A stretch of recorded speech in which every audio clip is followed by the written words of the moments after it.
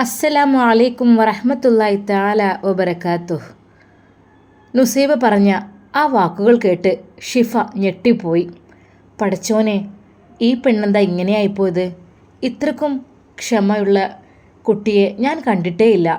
എന്നാലും നുസൈബ, അവൾ എന്തുകൊണ്ടായിരിക്കും അവൻ അങ്ങനെയൊക്കെ ചെയ്തിട്ടും അവിടെ തന്നെ നിന്നത്? ഡി നുസൈബ, പറയടി, എന്നിട്ടെന്താ? അല്ല, അങ്ങനെയൊക്കെയായിട്ട് ഇപ്പോൾ നീ നിൻ്റെ വീട്ടിലാണല്ലേ? അതെ, ഞാൻ എൻ്റെ വീട്ടിലാണ്. അത് നിന്നെ നിൻ്റെ ഉപ്പയും ഉമ്മയും കൊണ്ടുവരാൻ വന്നതാണോ? അല്ല, ഒരിക്കലുമല്ല. അത് എൻ്റെ ഹസ്ബൻഡിൻ്റെ ഉമ്മ. എൻ്റെ പ്രയാസം, ബുദ്ധിമുട്ട്, എൻ്റെ പ്രശ്നങ്ങൾ എല്ലാം കണ്ടറിഞ്ഞ് തന്നെ എൻ്റെ ഹസ്ബൻഡിൻ്റെ ഉമ്മ എന്നെ എൻ്റെ വീട്ടിൽ കൊണ്ടാക്കി. ഉമ്മ പറഞ്ഞത് ഇങ്ങനെയാണ്: മോളെ, നിന്നെ ഇനിയും ആ വീട്ടിൽ വെച്ചുകൊണ്ടിരുന്നാൽ നിനക്കൊരു പക്ഷേ സഹിക്കാൻ കഴിയാത്ത കാഴ്ചകളെല്ലാം കാണേണ്ടി വരും. അതുകൊണ്ട് എൻ്റെ മോൾ ഞാൻ വിളിക്കുമ്പോൾ മാത്രം വന്നാൽ മതി. തൽക്കാലം നമുക്ക് പോകാം. എന്നോട് ഉമ്മ പറഞ്ഞു, മോളെ, നമുക്കൊരു സ്ഥലം വരെ നാളെ പോകുവാനുണ്ട്. നീ എല്ലാം എടുത്തോളൂ, പക്ഷേ ഡ്രസ്സൊന്നും എടുക്കേണ്ട ആവശ്യമില്ല. നിൻ്റെ ഗോൾഡ് എടുത്താൽ മതി എന്ന് പറഞ്ഞിട്ട് എൻ്റെ ഉമ്മ, അതായത് എൻ്റെ ഫൈസൽക്കയുടെ ഉമ്മ, എന്നെ അതാ എങ്ങോട്ടോ കൊണ്ടുപോവുകയാണ്. ഒരു ഓട്ടോ വന്ന് കയറുവാൻ പറഞ്ഞു. അങ്ങനെ ഒരുപാട് കടകളിലെല്ലാം ഉമ്മ എന്നെയും കൊണ്ട് കയറി ഇറങ്ങി. വീട്ടിലേക്ക് ഇടാനുള്ള ഡ്രസ്സും അതുപോലെ എവിടേക്കെങ്കിലും പോകുമ്പോൾ ഇടുവാനുള്ള നല്ല ഡ്രസ്സുകളും അതെല്ലാം സെപ്പറേറ്റ് എന്നോട് എടുക്കാൻ പറഞ്ഞു. അതുമാത്രമല്ല, വീട്ടിലേക്കുള്ള ഒരുപാട് സാധനങ്ങളും എല്ലാം വാങ്ങിക്കൊണ്ട് എൻ്റെ ഉമ്മ എന്നെ എൻ്റെ വീട്ടിൽ കൊണ്ടാക്കുകയാണ്. എടി, സത്യമായിട്ടും നിൻ്റെ ഭർത്താവിൻ്റെ ഉമ്മ അങ്ങനെയൊക്കെ ചെയ്തോ? അതെ ഷിഫ, ഈ ദുനിയാവിൽ എനിക്ക് കിട്ടിയ ഒരു മഹാഭാഗ്യമാണ് എൻ്റെ ഭർത്താവിൻ്റെ ഉമ്മ. അതേടി, വല്ലാത്ത സ്നേഹമാണ് അവർക്ക്. അത് മാത്രമല്ല, ദയയും കാരുണ്യവും എല്ലാം എന്നോട്. എന്തെന്നറിയില്ല, എന്തൊക്കെ തന്നെയായാലും എന്നെക്കുറിച്ച് ഉമ്മ ഓർക്കും. എപ്പോഴും അങ്ങനെ തന്നെ. ഇടയ്ക്കിടയ്ക്ക് വിളിക്കും, കാണാൻ വരും, എനിക്കുള്ള ഒരുപാട് സാധനങ്ങൾ കൊണ്ടുവന്ന് തരും. പിന്നെ എന്നെ പഠിപ്പിക്കാനൊക്കെ പ്രോത്സാഹിപ്പിക്കുന്നത് എൻ്റെ ഉമ്മയാണ്. ഉമ്മ എന്നോട് പറയും, മോളെ, നീ പഠിച്ചോ, നിനക്ക് എന്ത് ആവശ്യമുണ്ടെങ്കിലും എന്നോടൊന്ന് പറഞ്ഞാൽ മതി, ഒന്നും പറയാൻ മടിക്കരുത് എന്നൊക്കെ പറയും. പിന്നെ എൻ്റെ ഉപ്പ അഡ്മിറ്റായപ്പോഴും റൂമിലേക്ക് മാറ്റി തന്നതും ഞങ്ങളെ വാർഡിലായിരുന്നു. ഞങ്ങൾക്ക് അതിനുള്ള കപ്പാസിറ്റി ഉണ്ടായിരുന്നുള്ളൂ. അവരാണ് പിന്നെ റൂമിലേക്കൊക്കെ സെറ്റാക്കി തന്നത്. അതുപോലെ അത് അവിടെ ഡിസ്ചാർജ് ചെയ്യുമ്പോഴുള്ള ക്യാഷും കാര്യങ്ങളും എല്ലാം അവർ തന്നെയാണ് അടച്ചതൊക്കെ. ഒന്നും ഞങ്ങൾ അറിയേണ്ടി വന്നിട്ടില്ല. പക്ഷേ എൻ്റെ ഭർത്താവ്, അദ്ദേഹത്തിൻ്റെ സ്വഭാവത്തിൽ മാത്രമാണ് അല്പം മാറ്റങ്ങളുള്ളത്. നുസൈബ, സത്യമായിട്ടും നീ പറയുന്നത് വിശ്വസിക്കാൻ തന്നെ എനിക്ക് ബുദ്ധിമുട്ടാണ്. കാരണം ഏതെങ്കിലും അമ്മായിമ്മമാരെ മരുമക്കൾ എങ്ങനെ സപ്പോർട്ട് ചെയ്യോ, മരുമക്കൾക്ക് വേണ്ടി ഇത്ര സഹായം ചെയ്യോ, ഞാൻ കണ്ടിട്ടില്ല. അതെന്താണ് അത്ഭുതമെന്ന് എനിക്കറിയുന്നില്ല. ഷിഫ, എൻ്റെ ഉമ്മയുടെയും ഉപ്പയുടെയും പ്രാർത്ഥനയായിരുന്നു എൻ്റെ മോളെ കെട്ടിക്കുന്ന സ്ഥലം നല്ല രീതിയിൽ നല്ല റാഹത്തുള്ളതാകണമെന്ന്. എല്ലാം ശരിയായിരുന്നു. പക്ഷേ എൻ്റെ പ്രിയപ്പെട്ട ഭർത്താവിൻ്റെ സ്വഭാവം മാത്രം അങ്ങനെ ആയതുകൊണ്ട് എൻ്റെ ഉമ്മാക്കും ഉപ്പാക്കും വിഷമമായിരുന്നു. ആദ്യമൊന്നും ഞാൻ ആരോടും ഒന്നും പറഞ്ഞിരുന്നില്ല. എൻ്റെ ഫൈസൽക്കയെക്കുറിച്ച് നല്ലത് മാത്രമായിരുന്നു. പക്ഷേ പിന്നീട് എല്ലാവരും അത് കണ്ടുപിടിക്കുകയായിരുന്നു. സത്യം, ഞാൻ എൻ്റെ ഭർത്താവിനെ കുറിച്ച് ഒരാളോടും മോശമായി ഇതുവരെ പറഞ്ഞിട്ടില്ല ഷിഫ. നീ ഇങ്ങനെ നിർബന്ധിച്ച് ചോദിച്ചപ്പോൾ മാത്രം ഞാൻ കാര്യങ്ങളെല്ലാം ഒന്ന് വിശദീകരിച്ചു. അതുമാത്രം, അല്ലാതെ പുറത്തൊരാളോടും എൻ്റെ പ്രിയപ്പെട്ട ഫൈസൽക്കയെക്കുറിച്ച് ഞാൻ പറഞ്ഞിട്ടില്ല. എനിക്ക് ആഗ്രഹമുണ്ട് എൻ്റെ ഫൈസൽക്ക എന്നെ തേടി വരുമെന്ന്, എന്നെ കൈപിടിച്ച് പോകുമെന്ന്. എനിക്ക് അങ്ങനെയൊക്കെ തോന്നുകയാണ്. പക്ഷേ ഈ ഒരു ജന്മത്തിൽ എനിക്കതിനുള്ള ഭാഗ്യം ഉണ്ടാവില്ല എൻ്റെ ഫൈസൽക്കയുടെ കൂടെ ജീവിക്കാനുള്ള. പക്ഷേ എന്നാലും പ്രതീക്ഷയാണ് എന്നെ എന്തെങ്കിലും കൊണ്ടുപോകാൻ വരുമെന്ന്. നുസൈബ, ഞാൻ നിന്നോടൊരു കാര്യം പറഞ്ഞാൽ നീ അനുസരിക്കുമോ? അനുസരിക്കാന്നല്ല, നീ കേൾക്കുമോ? ഒന്ന് ശ്രദ്ധിച്ച് കേൾക്കുമോ ഞാൻ പറയുന്നതെന്ന്? എന്താ ഷിഫ? അതെ, ഞാൻ പറഞ്ഞു തരാം. നമ്മളെ മൈൻഡ് ചെയ്യാത്തവരോട് അല്ലെങ്കിൽ നമ്മൾ ഭാഗം ശ്രദ്ധിക്കാത്തവരോട് നമ്മൾ പിന്നെയും അവരുടെ പിന്നാലെ കൂടുന്നത് ശരിയല്ല. അതങ്ങ് വിട്ട് കളയുക.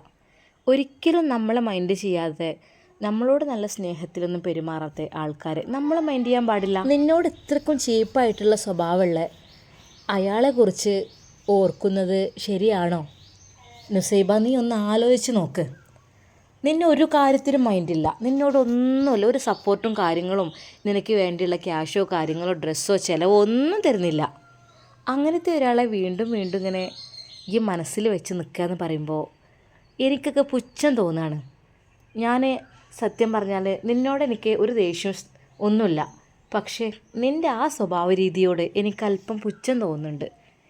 കാരണം എന്താ, ജീവന തുല്യം നീ അവനെ സ്നേഹിക്കുന്നുണ്ട്, പക്ഷേ നിന്നോടൊരു മൈൻഡും കാര്യങ്ങളും ഇല്ല, നിൻ്റെ കാര്യങ്ങൾ നോക്കുന്നുമില്ല. കണ്ട പെണ്ണുങ്ങളെയും കെട്ടിക്കൊണ്ട് നടക്കുക, അവരോട് ചാറ്റും കാര്യങ്ങളും കോളും, നിന്നോടൊരു മൈൻഡും ഇല്ല. ആ ഒരു സ്വഭാവ രീതിയുള്ള ഒരാണിനെ നീ ഇപ്പോഴും മനസ്സിൽ വെച്ച് നിൽക്കുകയാണോ? അത് എന്താ നുസൈബ നീ പറയുന്നത്? സത്യം പറഞ്ഞാൽ എനിക്ക് നിന്നോടിപ്പോൾ പുച്ഛം തോന്നുകയാണ്. ആ ഭാഗം നീ അങ്ങ് ഒഴിവാക്കി കളയണം നിൻ്റെ മനസ്സിൽ നിന്ന്. അങ്ങനെ ഒരു ഭർത്താവേ എനിക്കില്ല, അങ്ങനെയൊരു ചിന്തന നിൻ്റെ മനസ്സിൽ വരാൻ പാടില്ല. അയാളുടെ വഴിക്ക് അയാളുടെ ഇഷ്ടം നോക്കി പോയി. അപ്പോൾ ഇനി നീ നിൻ്റെ ഇഷ്ടം നോക്കി നീയും പോകണം, അതാണ് വേണ്ടത്. അല്ലാതെ നിന്നെ മൈൻഡ് ചെയ്യാത്ത ആളുടെ പിന്നാലെ ഇങ്ങനെ അതും ആലോചിച്ച് ഇങ്ങനെ നടക്കുക, അവരെക്കുറിച്ച് സങ്കടപ്പെടുക, അതല്ല വേണ്ടത്.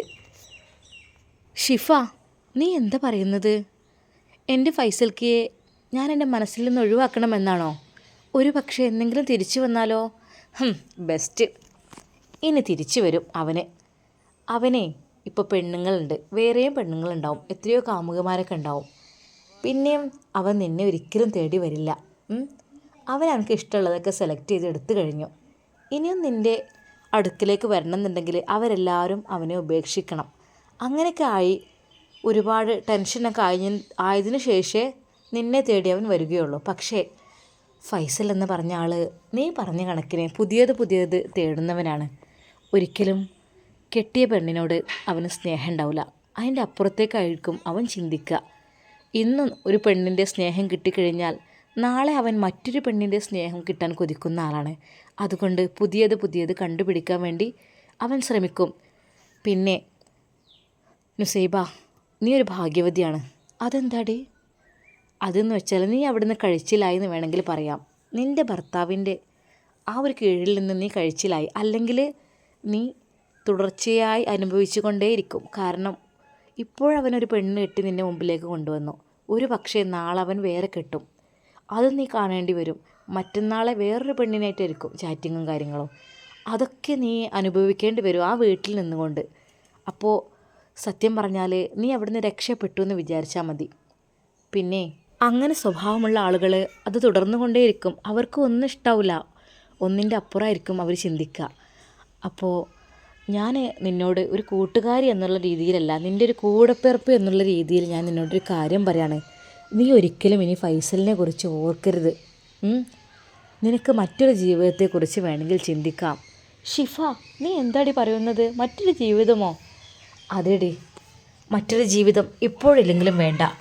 നിനക്കിപ്പോൾ നല്ലത് പഠനത്തിൻ്റെ കാര്യത്തിൽ ശ്രദ്ധിക്കുക എന്നതാണ്. എന്തായാലും നീ നിൻ്റെ ലക്ഷ്യം പൂർത്തിയാക്കുക, എന്നിട്ട് വിവാഹത്തെക്കുറിച്ചെല്ലാം ചിന്തിക്കുക. ഷിഫ, നീ പറയുന്നത് ശരിയല്ല കേട്ടോ. ഞാനേ ഒരു ഭർത്താവുള്ള പെണ്ണാണ്, എനിക്ക് നിക്കാഹ് കഴിച്ച എൻ്റെ ഭർത്താവുണ്ട്. ഞാൻ മറ്റൊരു വിവാഹത്തെക്കുറിച്ച് ചിന്തിക്കുക, അല്ലെങ്കിൽ വേറൊരു ബന്ധത്തെക്കുറിച്ച് ആലോചിക്കുക, അതൊന്നും ശരിയല്ല. ഒരാൾക്കൊരു ഭർത്താവ്, ഒരു ഭർത്താവിന് ഒരു ഭാര്യ, അങ്ങനെയുള്ള ചിന്താഗതിക്കാരിയാണ് ഞാൻ. അല്ലാതെ വേറെ ചിന്തിക്കുന്ന ആളല്ല, എനിക്കത് ഇഷ്ടമല്ല. നുസൈബ, ശരിയായിരിക്കാം, അങ്ങനെ തന്നെയാണ് കാര്യങ്ങളുടെ കിടപ്പൊക്കെ. പക്ഷെ നിൻ്റെ ഭർത്താവ് അങ്ങനെ ചിന്തിക്കുന്നില്ലല്ലോ. നിന്നെ ഭർത്താവ് ഒരു പെണ്ണിനെ മാത്രമല്ലല്ലോ സ്നേഹിച്ചത്, അത് മറ്റൊരുത്തിയെ കല്യാണം കഴിച്ച് കൊണ്ടുവന്നില്ലേ. അപ്പോൾ നിൻ്റെ ഭർത്താവിൻ്റെ സ്വഭാവം വെച്ച് നോക്കുകയാണെങ്കിൽ അതെന്താ നീ അതിനെ ന്യായീകരിക്കാത്തത്? നുസൈബക്കൊന്നും മിണ്ടാൻ കഴിഞ്ഞില്ല. ശരിയാണ്, എൻ്റെ ഭർത്താവ് എന്നോട് ചെയ്തത് അങ്ങനെ തന്നെയാണ്. പക്ഷേ എന്തെങ്കിലും തിരിച്ചു വരും എന്നുള്ള പ്രതീക്ഷയിലാണ് ഞാൻ ഓരോ നിമിഷങ്ങളും തള്ളി നീക്കുന്നത്. ഷിഫ അല്പം ദേഷ്യപ്പെട്ടുകൊണ്ട് പറഞ്ഞു. നുസൈബ, ഞാൻ പറയാനുള്ളത് പറഞ്ഞു കഴിഞ്ഞു. പിന്നെ നീ ഇനിയും നിൻ്റെ ഫൈസലെന്നോ അല്ലെങ്കിൽ ആ മോതിരമോ ഒന്നും എന്നെ കാണിക്കേണ്ട ആവശ്യമില്ല. ഒന്നും ഞാൻ നിന്നോട് ചോദിക്കുകയില്ല. നിന്നോടുള്ള ഫ്രണ്ട്ഷിപ്പ് എനിക്ക് അത്രയൊക്കെ തന്നെയുള്ളൂ. കാരണം നീ എന്ന് വെച്ചാൽ എനിക്ക് ഭയങ്കര ജീവനായിരുന്നു. പക്ഷെ നിൻ്റെ സ്വഭാവം നഷ്ടപ്പെട്ടതിനെ ഓർത്ത് ദുഃഖിക്കുന്ന ആളാണ് നീ. അങ്ങനെ നമ്മളൊരിക്കലും ദുഃഖിച്ചിട്ട് കാര്യമില്ല. നഷ്ടപ്പെട്ടു പോയി, പക്ഷേ മരിച്ചു പോയതൊന്നല്ലല്ലോ. ഭാര്യ ഉണ്ടായിക്കൊണ്ട് മറ്റൊരു പെണ്ണിൻ്റെ കൂടെ പോയതല്ലേ. അപ്പോൾ അതൊരിക്കലും അതിനെക്കുറിച്ച് ദുഃഖിക്കണ്ട. അവരെങ്ങനെയും ജീവിക്കട്ടെ, നമുക്കത് നോക്കണ്ട. നമുക്കിനി നമ്മളുടെ പുതിയ ജീവിതങ്ങൾ കെട്ടിപ്പടുക്കണം. അതാണ് ഞാൻ നിന്നോട് പറയുന്നത്. അവർ ക്ലാസ്സിലേക്ക് തന്നെ തിരികെ നടന്നു. അതെ, ഇനി മിസ് ഉണ്ടാവില്ലെന്ന് പറഞ്ഞിട്ടുണ്ട്. വീട്ടിലേക്ക് പോകണമെങ്കിൽ പോകാം. നുസൈബ ദീർഘനിശ്വാസം വിട്ടു. ഷിഫ, ഞാൻ പോവുകയാണ്. എന്നാൽ പോയിക്കോ. പിന്നെ ഞാൻ പറഞ്ഞ കാര്യങ്ങളെ എന്നോട് അല്പമെങ്കിലും സ്നേഹമുണ്ടെങ്കിൽ നീ ഒന്ന് പരിഗണിക്കണം കേട്ടോ. ഷിഫയും നുസൈബയും അതാ ബാഗും എടുത്ത് നടന്ന് നീങ്ങുന്നു ബസ് സ്റ്റോപ്പിനടുത്തേക്ക്. നുസൈബ, എന്നാൽ ശരി, ഞാൻ പോട്ടെട്ടോ. അസ്സലാമു അലൈക്കും. വലൈക്കും അസ്സലാം. നുസൈബ അതാ ബസ് സ്റ്റോപ്പിലേക്ക് കയറി. ഷിഫക്ക് ആ ഭാഗത്തേക്കാണ് പോകാനുള്ളത്. എങ്കിലും അവർക്ക് ഇനിയും ഒരുപാട് സംസാരിക്കാനുണ്ട് എന്നൊക്കെ ഇങ്ങനെ തോന്നിപ്പോകും. സത്യം പറഞ്ഞാൽ അവർക്ക് പിരിഞ്ഞു കഴിഞ്ഞാൽ വളരെയധികം വിഷമമാണ്. അധിക ദിവസങ്ങളിലേക്കും ആവശ്യമില്ലാതെ മൊബൈൽ ഷോപ്പിലേക്ക് കയറുന്ന ഷിഫയും കൂട്ടുകാരും. അന്ന് ഷിഫ കയറിയില്ല. അവരുടെ ഫ്രണ്ട്സെല്ലാം കയറി. ഷിഫയും നുസൈബയും കയറിയില്ല. എന്താണെന്നറിയില്ല, ആ ഭാഗത്തേക്ക് നോക്കാനേ ഷിഫക്ക് തോന്നിയില്ല. മറ്റത് വല്ലാത്തൊരു സന്തോഷമായിരുന്നു. നുസൈബയെ ഓരോന്ന് പറഞ്ഞ് കളിയാക്കാനും എല്ലാത്തിനും പറ്റിയിരുന്നു. പക്ഷേ ഇന്നിപ്പോൾ അവളുടെ ജീവിതാനുഭവമൊക്കെ പറഞ്ഞപ്പോൾ സത്യം പറഞ്ഞാൽ ആ ഭാഗത്തേക്ക് ചിന്തിക്കാനേ തോന്നിയില്ല. ഷമ്മാസ് ആകാംക്ഷയോടെ നോക്കുന്നുണ്ടായിരുന്നു. ക്ലാസ് കഴിഞ്ഞ് പോകുമ്പോൾ എല്ലാവരും ധൃതിയിൽ മൊബൈൽ ഷോപ്പിലേക്ക് വരും. പക്ഷേ അന്ന് ഷിഫയും വന്നിട്ടില്ല, ഹിജാബിയും വന്നിട്ടില്ല. ഷമ്മാസ് ആകാംക്ഷയോടെ പുറത്തേക്ക് നോക്കി. പല കുട്ടികളും വന്നു പലതും ആവശ്യപ്പെടുന്നു. അതെല്ലാം സ്റ്റാഫിനോട് എടുത്തു കൊടുക്കുവാൻ വേണ്ടി ഷമ്മാസ് ആവശ്യപ്പെടുകയാണ്. ഷമ്മാസിന് വല്ലാത്തൊരു നിരാശ.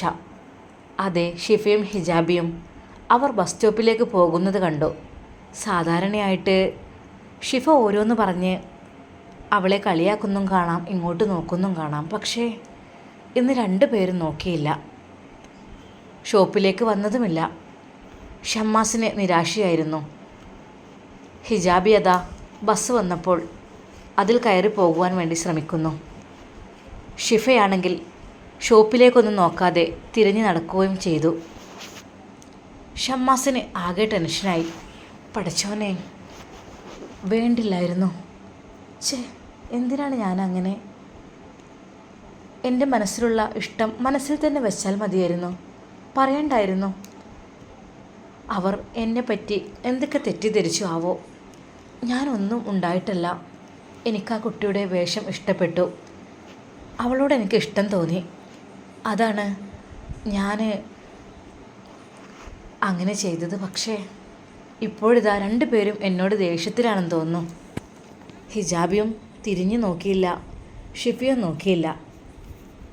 അവരുടെ മുഖം ദൂരെ നിന്നാണ് കാണുന്നതെങ്കിലും കണ്ടാലറിയാം അവരുടെ മുഖഭാവം. കാര്യമായിട്ട് അവർക്ക് എന്തോ ടെൻഷനായിട്ടുണ്ട്. പഠിച്ചവനെ, എൻ്റെ ഭാഗത്ത് നിന്നുള്ള തെറ്റാണെങ്കിൽ നീ എനിക്ക് പുറത്തു തരണം. ഞാൻ ഒരിക്കലും മോളോട് അങ്ങനെ പറയണ്ടായിരുന്നു. പറഞ്ഞത് ശരിയായില്ല. എന്താ ഇനി ചെയ്യുക? ഷമ്മാസിനാകെ ടെൻഷനായി. ഇല്ല, അല്ലെങ്കിലും ഒരു പക്ഷേ നമ്മൾ ആഗ്രഹിച്ചതും വിചാരിച്ചതൊന്നും നമുക്ക് പഠിച്ചോൻ തരൂല. ചിലപ്പോൾ അങ്ങനെയാണ്. ഒരു പക്ഷേ ആ കുട്ടിയുടെ സ്ഥിതിഗതികൾ എന്താണ്? ആ കുട്ടിക്ക് വേറെ വിവാഹം ഉറപ്പിച്ചതാണോ? ഒന്നും അറിയില്ലല്ലോ. ഞാൻ എന്തൊരു പൊട്ടനാണ്. ഒന്നും അറിയാതെ ഒരാളെയും സ്നേഹിക്കാൻ പാടില്ല. എനിക്ക് അറിയില്ലല്ലോ ആ കുട്ടിയുടെ അവസ്ഥകളൊന്നും. കുട്ടിയെ കണ്ടു, കുട്ടിയുടെ വേഷവിധാനങ്ങൾ കണ്ടു, എനിക്കിഷ്ടപ്പെട്ടു. കുട്ടിയുടെ ബാക്ക്ഗ്രൗണ്ടോ കാര്യങ്ങളോ ഫാമിലിയോ ഒന്നും ഞാൻ അന്വേഷിച്ചിട്ടില്ല, ഒന്നും ചോദിച്ചിട്ടുമില്ല. അല്ലെങ്കിലും 10-20 വയസ്സ് ആയ കുട്ടികളല്ലേ. അപ്പോൾ പിന്നെ എന്തായാലും പലരുടെയും നിക്കാഹ് കഴിഞ്ഞിട്ടുണ്ടാവും, നിശ്ചയം കഴിഞ്ഞിട്ടുണ്ടാവും, മിഠായി കൊടുത്തിട്ടുണ്ടാവും, ഉറപ്പിച്ച് വെച്ചിട്ടുണ്ടാവും, അങ്ങനെയൊക്കെ ഉണ്ടാകും. അതിനിടയ്ക്ക് എൻ്റെ ഈ ചിന്താഗതി വല്ലാത്തൊരു മോശമായിപ്പോയി പഠിച്ചവനെ. എന്താണ് ഞാൻ ചെയ്യുക? പക്ഷേ എന്തൊക്കെ തന്നെ പറഞ്ഞാലും എൻ്റെ മനസ്സിനുള്ളിലേക്ക് ആ ഹിജാബി അങ്ങ് കടന്നു കൂടിയിട്ടുണ്ട്. അതിനെ എൻ്റെ മനസ്സിൽ നിന്ന് എങ്ങനെ ഒഴിവാക്കുമെന്ന് എനിക്കറിയണില്ല. എന്നാലും ഒരു വാക്ക് പോലും ഒന്നും പറയാതെ, ഒന്നും മിണ്ടാതെ, ഒന്ന് തിരിഞ്ഞു പോലും നോക്കാതെ രണ്ടുപേരും പോയല്ലോ. അല്ലെങ്കിൽ അവളുടെ കൂട്ടുകാരി ഷിഫയെങ്കിലും എന്നോട് എന്തേലും വന്ന് പറയുമായിരുന്നു. ഇടയ്ക്കിടയ്ക്ക് ഓടിച്ചാടി കയറി വന്ന ഷിഫ, അത് അവൾ പോലും വന്നില്ല. കൂട്ടുകാരിയുടെ എന്തെങ്കിലുമൊക്കെ വിവരങ്ങൾ ഞാൻ അവളോടാണ് ചോദിക്കാറുള്ളത്. അവളാകുമ്പോൾ അതിന് കറക്റ്റ് ഉത്തരവും നൽകും. പക്ഷേ എന്നാലും അല്ലെങ്കിലും നമ്മൾക്ക് അർഹിക്കാത്തത് ആഗ്രഹിക്കാൻ പാടില്ല. അല്ലെങ്കിൽ MBBSനൊക്കെ പഠിക്കുന്ന കുട്ടികളല്ലേ, അതിനുള്ള എൻട്രൻസ് കോച്ചിങ്ങിനല്ലേ നിൽക്കുന്നത്. നമ്മളെയൊക്കെ അവർക്ക് പറ്റുമോ ആവോ? നമ്മുടെ കയ്യിൽ ക്യാഷുണ്ട്, സ്വത്തുണ്ട്, എല്ലാമുണ്ട്. പക്ഷേ അവർക്ക് ചിലപ്പം ഒരു പക്ഷേ ഡോക്ടർമാരെയും വക്കീലന്മാരെയൊക്കെ ആയിരിക്കും അവർക്കിഷ്ടം. അപ്പോൾ പിന്നെ ഞാൻ അത്രയൊന്നും പഠിച്ചിട്ടില്ലെങ്കിലും ആവശ്യത്തിന് വിദ്യാഭ്യാസം ഉണ്ടെങ്കിലും ജോലിയൊക്കെ നേടിയിട്ടുണ്ടെങ്കിലും അതുപോലെയുള്ള പ്രൊഫഷണൽ ജോലിക്കാരെയായിരിക്കും അവർക്കൊക്കെ ഇഷ്ടം. അതുകൊണ്ടായിരിക്കും മറുപടി ഒന്നും തരാഞ്ഞതും ഒന്നും പറയാഞ്ഞതും. വേണ്ടില്ലായിരുന്നു. എന്താ ഇപ്പം ഞാൻ ചെയ്യുക? ഇനിയിപ്പോൾ നാളെ അവരുടെ മുഖത്ത് ഞാൻ എങ്ങനെ നോക്കും? സത്യം പറഞ്ഞാൽ വല്ലാത്തൊരു ടെൻഷനായിപ്പോയി മനസ്സിൽ. മനസ്സിനകത്തേക്ക് ആദ്യമായി കയറിയ ഒരു പെണ്ണുണ്ടെങ്കിൽ അത് ആ ഹിജാബിയാണ്. അതെ, ആ കോളേജിൽ പഠിക്കുന്ന ആ ഹിജാബി. മറ്റൊരുത്തിയെയും ഞാൻ എൻ്റെ മനസ്സിലേക്ക് ഇതുവരെ കയറ്റിയിട്ടില്ല.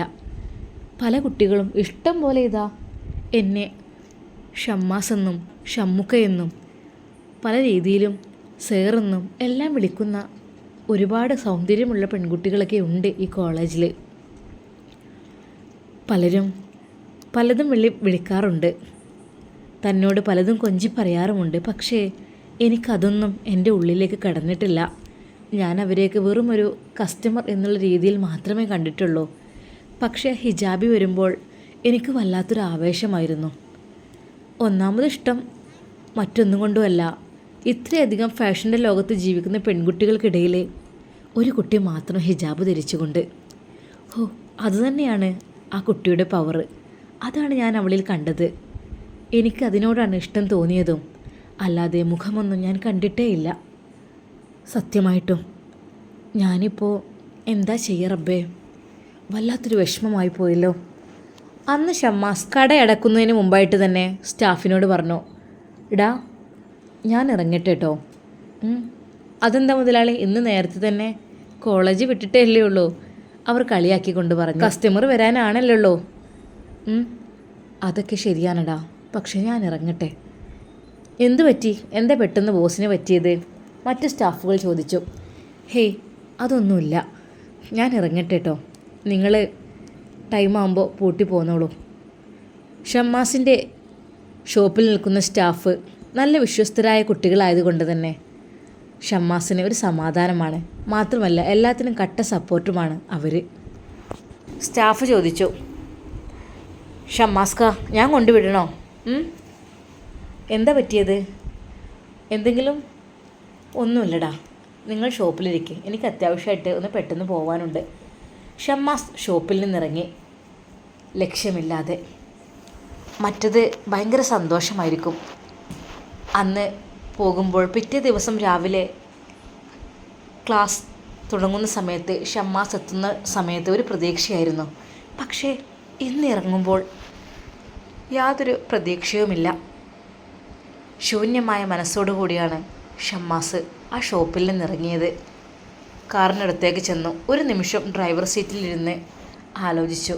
പഠിച്ചോനെ, എന്തെല്ലാം സ്വപ്നങ്ങളായിരുന്നു നെയ്ത് കൂട്ടിയത്. അതെല്ലാം ഒരു നിമിഷം കൊണ്ട് വേണ്ടില്ലായിരുന്നു. ഞാനാണെങ്കിൽ എൻ്റെ മനസ്സിലെ ആഗ്രഹം കുട്ടിയോട് പറഞ്ഞ് കുട്ടി അത് പറയുകയും ചെയ്തു. അതൊന്നും വേണ്ടില്ലായിരുന്നു. അവർ കണ്ടില്ലേ, മുഖത്തേക്ക് തന്നെ നോക്കുന്നില്ല. അല്ലെങ്കിൽ ചിരിച്ച് കളിച്ച് രണ്ടുപേരും വരുമായിരുന്നു. ഹിജാബിയുടെ മുഖമൊന്നും കണ്ടില്ലെങ്കിലും ആ ഷിഫ, അവളെല്ലാത്തിനും ഉഷാറായിരുന്നു. മറ്റവൾ പിറകെ നടക്കുമായിരുന്നെങ്കിലും അവളെ പിടിച്ചു വലിച്ച് കൊണ്ടുവരാറുള്ളതും അവളായിരുന്നു. പക്ഷെ ഷിഫ പോലെ എന്നോട് ഒന്ന് മൈൻഡ് ചെയ്യുകയോ നോക്കുകയോ ഒന്നും ചെയ്തില്ല. എന്താണ് പറ്റിയത്? യാ അല്ലാ. ഷമ്മാസ് വണ്ടി സ്റ്റാർട്ട് ചെയ്തു. വീട്ടിലേക്ക് ഇപ്പോൾ തന്നെ പോവണോ, അതോ പുറത്തേക്ക് എവിടെയെങ്കിലും ഒന്ന് പോയാലോ, ഒരു സമാധാനത്തിന് വേണ്ടിയിട്ട്? ഷമ്മാസ് വണ്ടിയെടുത്തു. വീട്ടിലേക്ക് തൽക്കാലം ഇപ്പോൾ പോവണ്ട, എല്ലാവരും അവിടെ ഉണ്ടാകും.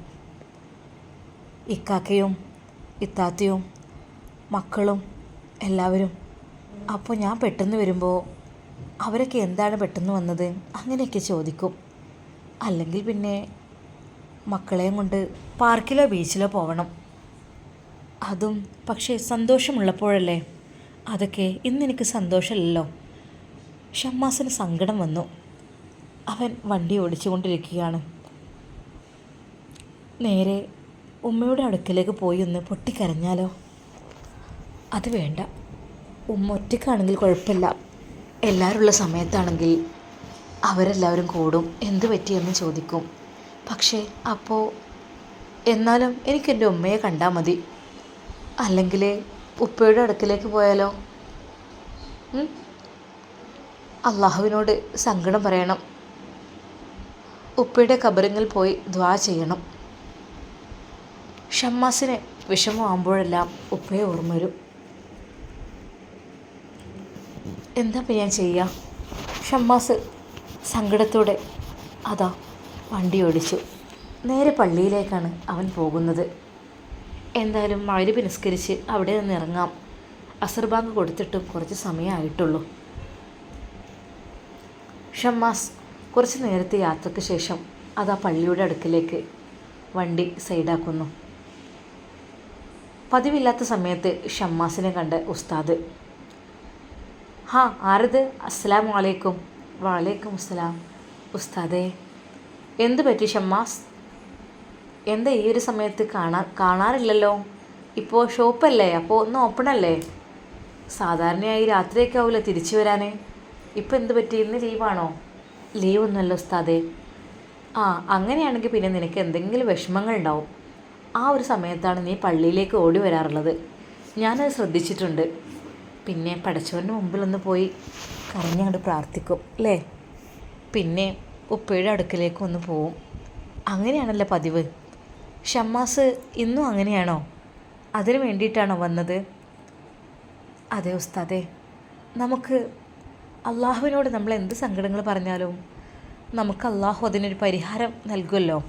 അല്ല ഷമ്മാസേ, നിനക്കെന്താ ഇപ്പോൾ ഒരു സങ്കടം? നിനക്കെന്താ? അതിൻ്റെ ഒന്നും ഒരു ബുദ്ധിമുട്ടും കാര്യങ്ങളും നിനക്കില്ലല്ലോ. എല്ലാം വളരെ റാഹത്തായിട്ട് തന്നെയല്ലേ? ഉസ്താദേ, എല്ലാം റാഹത്താണ് അൽഹംദുലില്ലാ. ഷോപ്പ് എങ്ങനെ പോകുന്നു? ബിസിനസ്സൊക്കെ റാഹത്തായിട്ട് തന്നെ പോകുന്നു. കാരണം അതൊക്കെ അള്ളാഹുവിൻ്റെ അനുഗ്രഹം കൊണ്ട് നല്ല രീതിയിൽ പോകുന്നുണ്ട്. മാഷാ അല്ലാ, ഉഷാറാണ്. ഒന്നാമത് ഷമ്മാസേ, നിൻ്റെ ഈ ദാനധർമ്മങ്ങൾ കൊണ്ടാണ് ഒരുപാട് ബുദ്ധിമുട്ടുകളും പ്രയാസങ്ങളൊക്കെ ഒഴിഞ്ഞങ്ങോട്ട് പോകുന്നത്. നീ ഒരുപാട് ആളുകൾക്ക് ദാനം ചെയ്യാറുണ്ടല്ലോ, പള്ളിയിലേക്കായാലും എങ്ങോട്ട് തന്നെ ആയാലും. ഉസ്താദേ, നമുക്കുള്ളതിൽ നിന്ന് നമ്മൾ കൊടുക്കണ്ടേ? അല്ലാതെ ഇങ്ങനെ കയ്യിൽ വെച്ചിരുന്നിട്ട് കാര്യമില്ലല്ലോ. അതാണ് ഉസ്താദേ, ഞാനൊന്ന് പള്ളിയിൽ കയറിയിട്ട് വരാം. ഉസ്താദ് പുറത്തേക്ക് പോകാൻ ഒരുങ്ങുകയായിരുന്നു. ഷമ്മാസ് വുളൂ എടുത്തു, അസർ നിസ്കരിച്ചു. പിന്നീട് ആ ഖുർആൻ എടുത്ത് അവിടെ ഇരുന്ന് പാരായണം ചെയ്യാൻ തുടങ്ങി. പലരും ആ ഒരു കാഴ്ച കാണാനിടയായി. എന്നാലും ഇത്രയും ചെറുപ്പക്കാരനായ ഒരാൾ, കാണാൻ ഭംഗിയുള്ള നല്ലൊരു യുവാവ് ഈ സമയത്തൊക്കെ പള്ളിയിൽ വന്ന് ഖുർആൻ പാരായണം ചെയ്യുക എന്നൊക്കെ പറഞ്ഞാൽ നല്ലൊരു കുട്ടി തന്നെയാണല്ലേ. ഇങ്ങനത്തെ ചെറുക്കന്മാരെയൊക്കെ കിട്ടിയാൽ പെൺകുട്ടികളാണ് കഴിച്ചിലാവും. കാരണം അത്യാവശ്യത്തിന് സ്വത്തും മുതലും പൈസയും എല്ലതുണ്ട്, പിന്നെ ദീനീബോധമുണ്ട്. അങ്ങനെ ആയാൽ എന്ത് സുഖമാണ്. അല്ലെങ്കിലും കുറച്ച് കാണാൻ ഭംഗിയും കുറച്ച് പൈസയുള്ളവർക്കൊന്നും ദീനീബോധം വല്ലാതെ ഉണ്ടാവില്ലല്ലോ. അവർ വാണ്ടമാതിരി കാട്ടിക്കൂട്ടുമല്ലോ. ഇവൻ അങ്ങനല്ല. ഓനക്ക് വലിയ വീട്, വാഹനം, ഇഷ്ടംപോലെ സ്ഥലം ഒക്കെ ബാപ്പ ഉണ്ടാക്കിയിട്ടിരിക്കണേ. പോരാത്തിന് നല്ല ജോലി, മൊബൈൽ ഷോപ്പ് ഒക്കെ ഉള്ള നല്ലൊരു ചെറുപ്പക്കാരൻ, അതും നല്ല സോലിഹായൊരു ചെക്കന്. എന്താലേ പള്ളിയിൽ ഇടയ്ക്കിടയ്ക്ക് വരും. സുബഹി ഒരു ദിവസം പോലും പള്ളിയിൽ വരാത്തതായിട്ടില്ല. അങ്ങനെയാണ്, അത്രക്കും നല്ല കുട്ടിയാണ്.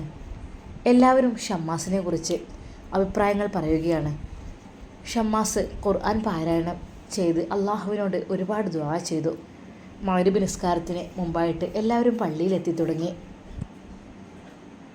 മഗ്‌രിബ് നിസ്കാരത്തിന് ജമാഅത്തിനെല്ലാം കൂടി അതാ ഷമ്മാസ് വീട്ടിലേക്ക് ഇറങ്ങുവാൻ വേണ്ടി നിൽക്കുകയാണ്. അള്ളാഹുവിനോട് കരഞ്ഞു പറഞ്ഞു, അല്ലാഹ്, എൻ്റെ മനസ്സിലുള്ള ആഗ്രഹം അത് ഹൈറാണെങ്കിൽ അത് നീ എനിക്ക് ഹലാലാക്കി തരണം അള്ളാഹുവേ. ഷമ്മാസ് കരഞ്ഞുകൊണ്ട് അള്ളാഹുവിനോട് പ്രാർത്ഥിച്ചു.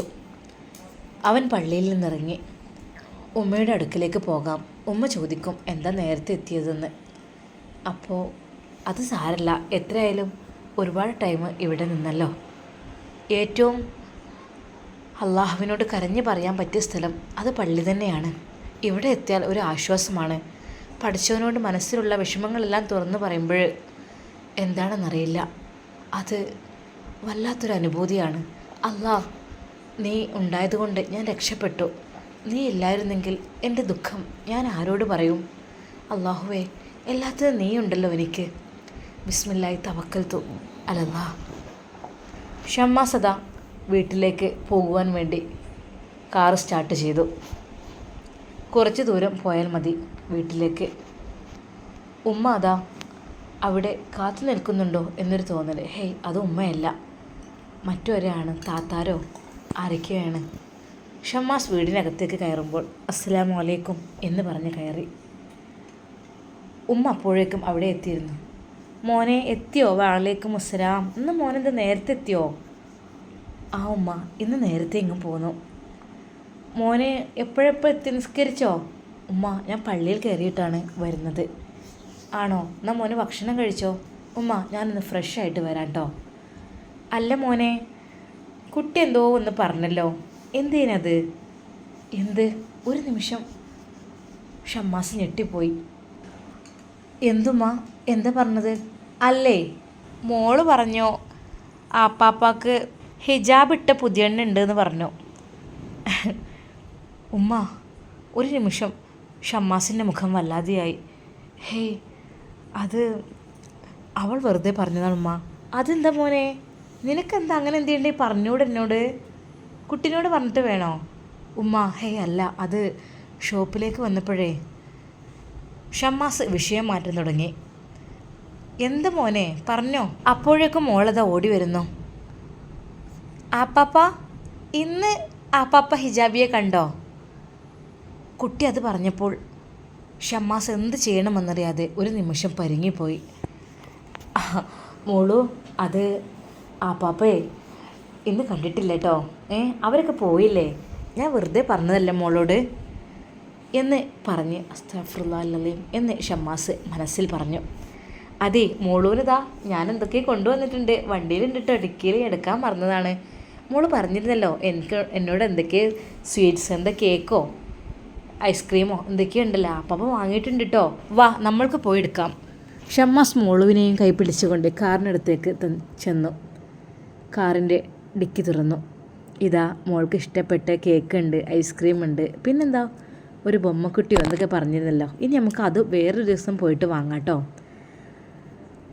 ഷമ്മാസ് അതെടുത്ത് മോളൂൻ്റെ അടുക്കൽ കൊടുക്കുന്നതിന് മുമ്പായിട്ട് പറഞ്ഞു, മോളൂ, എൻ്റെ പൊന്നു മോളൂസല്ലേ, പിന്നെ ഉമ്മമ്മയോട് അതൊന്നും പറയരുത് കേട്ടോ.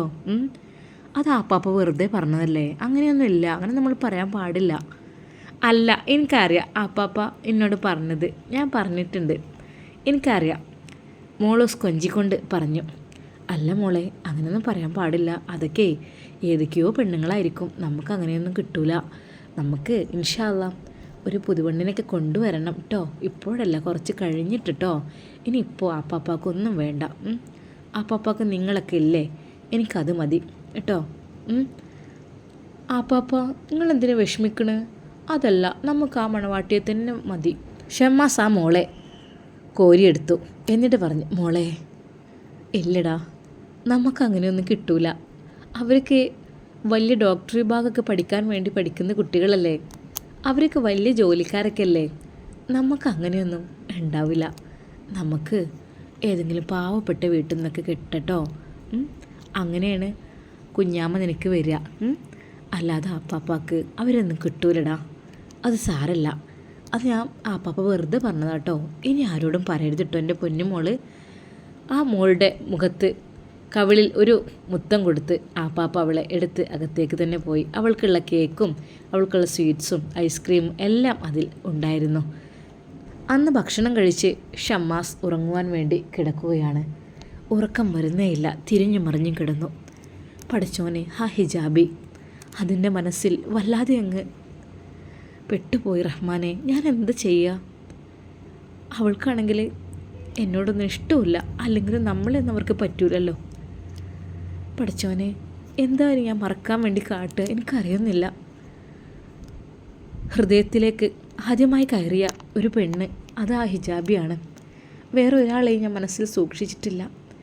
ഇത് ഞാൻ ഒരിക്കലും അർഹതയില്ലാത്തത് ആഗ്രഹിച്ചു, അതാണ്. ഞാൻ എന്താ ചെയ്യുക? ഷമ്മാസിൻ്റെ കണ്ണുകൾ നിറഞ്ഞൊഴുകി. അവന് ആ രാത്രിയിൽ ഉറക്കം വരുന്നില്ലായിരുന്നു. അവൻ തിരിഞ്ഞും മറിഞ്ഞും കിടന്നു. മഴയാകുമോ നീ, മായാതെ മഴവില്ലി കുടയായി മാറൂ. ആത്മാവിലെ ആനന്ദമേ ആരാരുമറിയാതെ കാക്കുന്നു ഞാൻ.